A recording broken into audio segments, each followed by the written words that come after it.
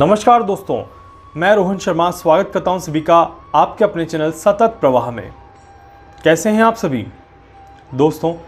आज मैं एक बहुत ही ज़्यादा महत्वपूर्ण टॉपिक पर आप सभी के साथ बात करने वाला हूं और साथ ही साथ आने वाले दिनों में मैं एक सीरीज़ यहां पर शुरू करने वाला हूं, जो सीरीज़ रहेगी आपके जीवन के ऊपर, एक बहुत महत्वपूर्ण इंसिडेंट के ऊपर।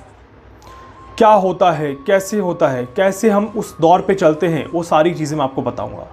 जी हाँ, मैं बात कर रहा हूँ मृत्यु के बाद के जीवन के बारे में, कि मृत्यु के बाद क्या होता है, कैसे होता है, कैसे आप पाप पुण्य मोक्ष ये सारी चीज़ें देखते हैं और क्या आपकी मृत्यु के बाद की कहानी होती है। भारतीय वेद और पुराणों के आधार पर जो जानकारी उपलब्ध दी गई है, उसी जानकारी के ऊपर रिसर्च करके मैं आपको ये सारा डेटा अवेलेबल कराऊंगा और एक प्रॉपर पार्ट बाय पार्ट में आपको चीज़ें बताऊंगा कि कैसे कैसे चीज़ें चलती हैं और कैसे कैसे हम हमारी मृत्यु के बाद के जीवन को देख सकते हैं। आज इस वीडियो में हम बात करने वाले हैं अकाल मृत्यु के बारे में। आखिर अकाल मृत्यु क्या होती है, कैसे अकाल मृत्यु हमें प्राप्त होती है और अकाल मृत्यु हमें आखिर क्यों देखनी पड़ती है। इस टॉपिक के बारे में आज हम बात करने वाले हैं।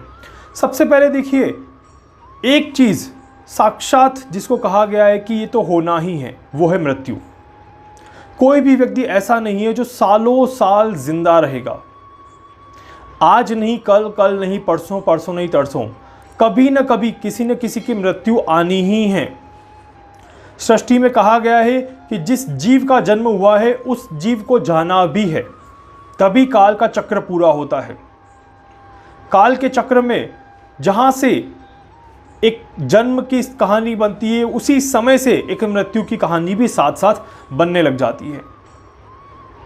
इसमें अगर हम अकाल मृत्यु के बारे में बात करें दोस्तों, तो अकाल मृत्यु से पहले हमें हमारे अंदर छुपी हुई आत्मा को समझना होगा और हमें हमारे अंदर छुपी हुई भावना को समझना होगा। हर एक व्यक्ति का एक उद्देश्य होता है इस पृथ्वी पर जन्म लेने का। कुछ व्यक्ति अपना उद्देश्य बहुत जल्दी पूर्ण कर लेते हैं और कुछ व्यक्ति अपना उद्देश्य बहुत लंबे समय के बाद पूर्ण करते हैं। इसीलिए कहा गया है कि जब व्यक्ति अपना उद्देश्य पूर्ण कर लेता है तब उसका समय कंप्लीट हो जाता है और उसकी यात्रा समाप्त हो जाती है। ऐसे में जब मनुष्य की यात्रा समाप्त हो जाती है तो वहां पर वो मृत्यु को प्राप्त कर लेता है।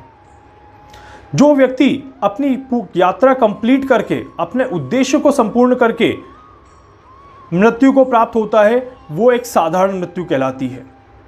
बट काफ़ी बार ऐसा होता है कि व्यक्ति किसी कारणवश अपनी यात्रा कंप्लीट नहीं कर पाता और बीच में ही यात्रा छोड़ के चला जाता है, उसे कहते हैं अकाल मृत्यु। अकाल मृत्यु में काफ़ी बार ऐसा देखा गया है कि व्यक्ति की इच्छाएं अधूरी रह जाती है, व्यक्ति का मकसद अधूरा रह जाता है और सृष्टि पर आने का काम अधूरा रह जाता है और उसके कारण से अकाल मृत्यु होती है। और जिनकी अकाल मृत्यु होती है उन्हें मुक्ति भी आसानी से नहीं मिलती, ऐसा भी शास्त्रों में बताया गया है। अकाल मृत्यु से यहाँ पर देखिए कि अकाल मृत्यु आखिर होती कब है, पहले इसको समझते हैं। कैसी मृत्यु को अकाल मृत्यु कहते हैं? कोई ऐसी मृत्यु जो अचानक घट जाए, जिसके होने का अंदेशा ही ना हो। जब व्यक्ति अपने जीवन की शुरुआत ही कर रहा हो और उसके साथ कुछ ऐसा हादसा हो जाए जिससे कि वो मृत्यु को प्राप्त हो जाए, या फिर अगर कोई व्यक्ति आत्महत्या करता है, सुसाइड करता है, या फिर किसी गाड़ी से अचानक से एक्सीडेंट हो जाना, किसी जानवर के काटने पर अचानक से मृत्यु हो जाना, ये सारी चीज़ें ऐसी चीज़ें हैं जो अकाल मतलब कि बिना समय के, बिना एक निश्चित समय के, यात्राएं कंप्लीट होने से पहले।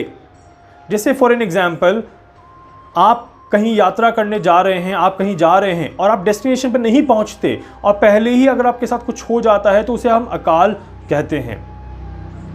अकाल मृत्यु, एक प्लेन हवा में उड़ रहा है और वो क्रैश हुआ तो प्लेन के अंदर जितने लोग बैठे हुए हैं उन सभी की मृत्यु एक साथ एक समय पर निर्धारित हो, ऐसे चांसेस बहुत कम बनते हैं।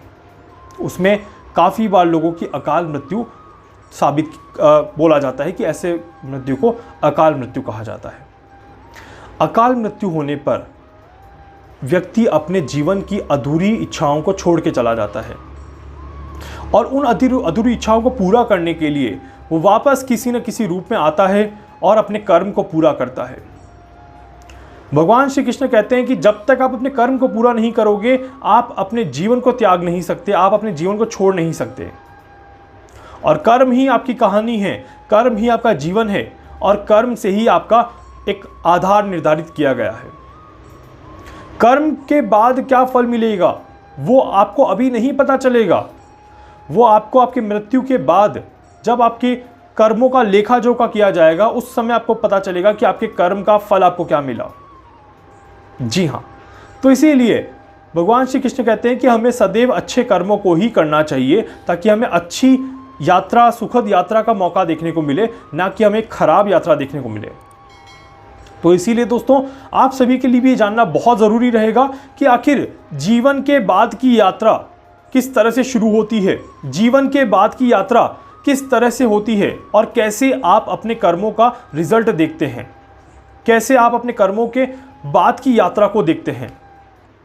इसके लिए आपको जुड़ना होगा इस चैनल से और इसके लिए आपको देखने होंगे आने वाली वीडियो जो कि मैं बनाऊंगा पार्ट में कि पहला part, second part, third part क्या है, लाइफ आफ्टर डेथ, कैसे आपका जीवन आगे चलता जाएगा, कैसे आप अपने जीवन को और भी आगे बढ़ाते जाएंगे। यहाँ पर दोस्तों अकाल मृत्यु में एक और इम्पॉर्टेंट चीज़ जो मैं आपको बताना चाहता हूँ कि अकाल मृत्यु के पश्चात पितृ आपको पता होगा, पूर्वज, जिन व्यक्ति की मृत्यु अकाल होती है उसके पितृ कभी भी सुखद नहीं होते, संतुष्ट नहीं होते। मतलब कि वो पितृ भी कहीं ना कहीं अपने मोक्ष को प्राप्त नहीं करते। इसीलिए हम पितरों का श्राद्ध भी करते हैं। इसके बारे में भी हम प्रॉपर डिटेल में चर्चा करेंगे कि कैसे हम पितरों को शांत कर सकते हैं और कैसे हम अपने पितरों को खुश कर सकते हैं। अकाल मृत्यु में जब व्यक्ति अपने गलत कर्मों को कर रहा होता है या जब व्यक्ति का अपना ध्यान अपने कर्मों से हट जाता है, तब व्यक्ति को अकाल मृत्यु का वो रास्ता देखना पड़ता है। और अकाल मृत्यु का रास्ता बहुत ही ज़्यादा कष्टदायी रास्ता होता है, बहुत ही ज़्यादा कठिन रास्ता होता है, क्योंकि अकाल मृत्यु में इंसान भटकता ज़्यादा है, इंसान अपने मोक्ष को नहीं प्राप्त कर पाता और उसे काफ़ी एक लंबी यात्रा तय करनी पड़ती है अपने मोक्ष तक पहुंचने में, अपने कर्मों को सही करके अपने कर्मों को आगे बढ़ाने में। तो इसीलिए दोस्तों आप सभी से भी रिक्वेस्ट करूंगा कि अपने जीवन में अपने कर्मों को अच्छा रखिए, अपनी यात्रा को सुखद बनाने की कोशिश करिए और किसी के साथ कुछ गलत मत करिए, ताकि आपको देखना होगा अच्छा सवाल, अच्छा रास्ता कैसे तय हो रहा है। क्योंकि असली जीवन यहाँ नहीं, असली जीवन बाद में मिलेगा। अभी तो हम चाहे मर्जी जितने ऐशो आराम कर लेंगे, बट असली यात्रा अभी प्रारंभ होना बाकी है आपकी।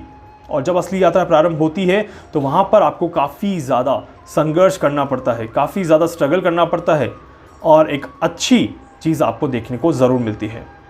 उम्मीद करता हूं दोस्तों कि आप भी आज की वीडियो को समझे होंगे और आने वाले वीडियो आपको अच्छे लगेंगे और जो ये सीरीज़ में शुरू कर रहा हूं ये आपको काफ़ी ज़्यादा पसंद आएगी। उम्मीद करता हूं सभी सहयोग करेंगे और ऐसे ही इस चैनल को सपोर्ट करते रहेंगे।